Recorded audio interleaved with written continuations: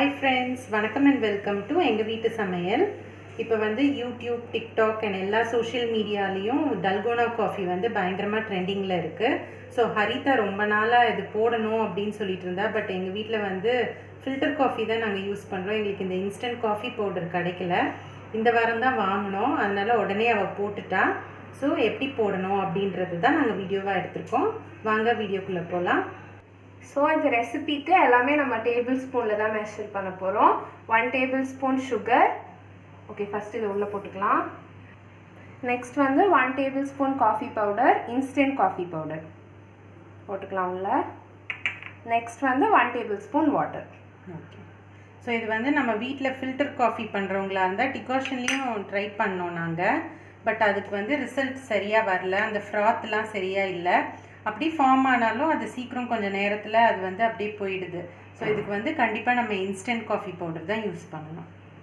இதை வந்து நம்ம இப்போ பீட் பண்ணணும்.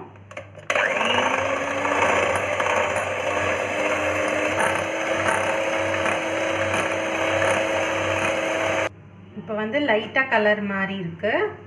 இன்னும் கொஞ்சம் பண்ணுவோம்.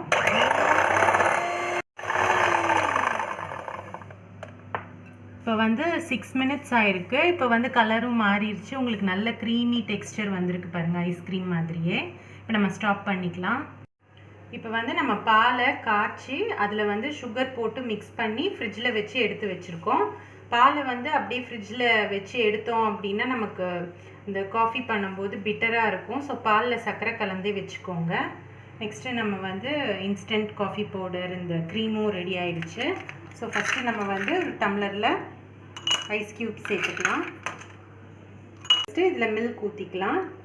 இதில் வந்து முக்கால்வாசி தான் ஊற்றணும். இதில் வந்து நம்ம கொஞ்சோண்டு ஸ்வீட் ஆட் பண்ணியிருக்கோம். சில்டு மில்க்கு காய்ச்சி ஆறுன்னு. இப்போது இதுக்கு மேலே நம்ம டல்கோனா காஃபி மிக்ஸ்சரை வைக்கலாம். செம்ம சூப்பராக இருக்குது பாருங்கள்.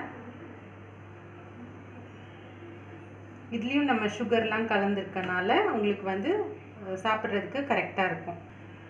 ஸோ நம்மளோட டல்கோனா காஃபி வந்து செம்மையாக ரெடி ஆகிடுச்சு. சாப்பிட்டிங்கன்னா செம்ம சூப்பராக இருக்கும். நல்லா ஃபில்லிங்காகவும் இருக்கும். ஸோ இது வந்து பீட்டர் இல்லை அப்படின்னா நம்ம வந்து மிக்சியில் ட்ரை பண்ணலாம். பட் நாங்கள் இது வரைக்கும் ட்ரை பண்ணது கிடையாது. நீங்கள் ட்ரை பண்ணிவிட்டு உங்களோட ஃபீட்பேக்கை கமெண்ட்ஸில் போடுங்க. அதே மாதிரி ஒரு குட்டி பாட்டில் வச்சு ஒரு 8 to 10 மினிட்ஸ் நம்ம ஷேக் பண்ணாலும் இந்த மாதிரி ஃப்ராத்தியாக வரும் அப்படின்னு கேள்விப்பட்டிருக்கோம். பட் நாங்கள் ட்ரை பண்ணதில்லை. நீங்கள் அந்த மாதிரி கூட ட்ரை பண்ணலாம்.